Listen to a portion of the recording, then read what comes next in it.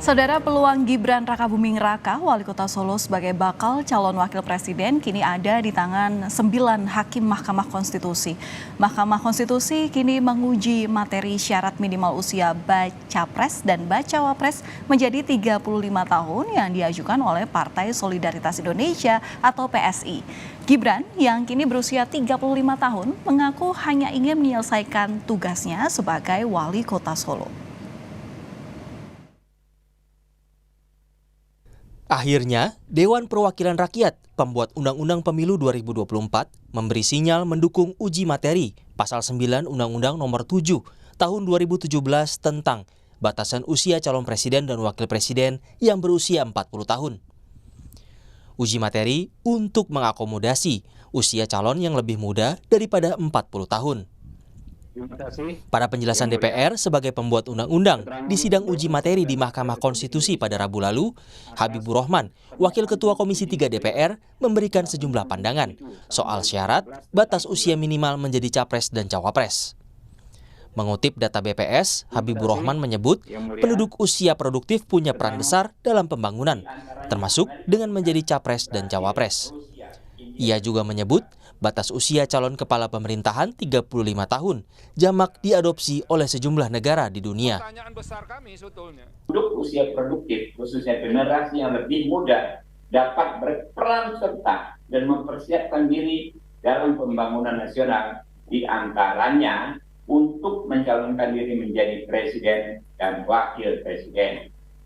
7. Bahwa jika mengacu pada pengaturan yang ada di berbagai negara di dunia yang mengatur mengenai syarat usia minimal pencalonan presiden dan wakil presiden, terdapat kurang lebih 45 negara di dunia yang memberikan syarat minimal berusia 35 tahun. Kami ulangi, 35 tahun. Di antaranya Amerika Serikat, Brazil, Rusia, India, dan Portugal.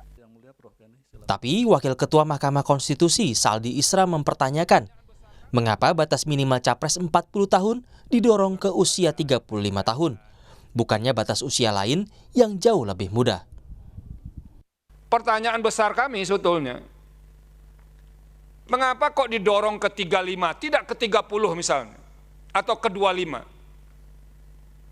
Karena kalau kita baca konteks perbandingan, Pak Habibur Rahman, ada negara tuh yang usia 18 loh, bisa menjadi Perdana Menteri.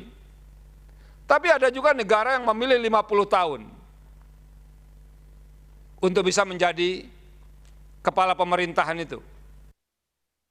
Sementara itu, di ranah politik, pada saat bertemu pengurus Partai Solidaritas Indonesia, bakal capres Prabowo Subianto menanggapi syarat usia minimal capres dan cawapres.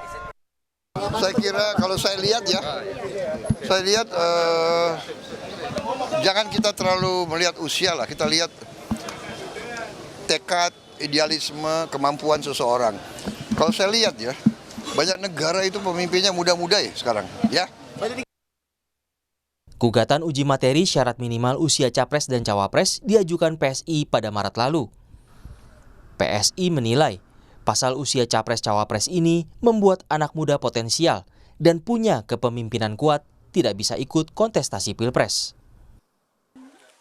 Sinyal adanya anak muda menjadi bakal calon wakil presiden muncul setelah Gibran Rakabuming Raka, Wali Kota Solo dan putra sulung Presiden Joko Widodo, digadang-gadang masuk bursa cawapres 2024. Meski perolehan suara Gibran cukup baik, tapi ganjalan ada di batas usia Gibran.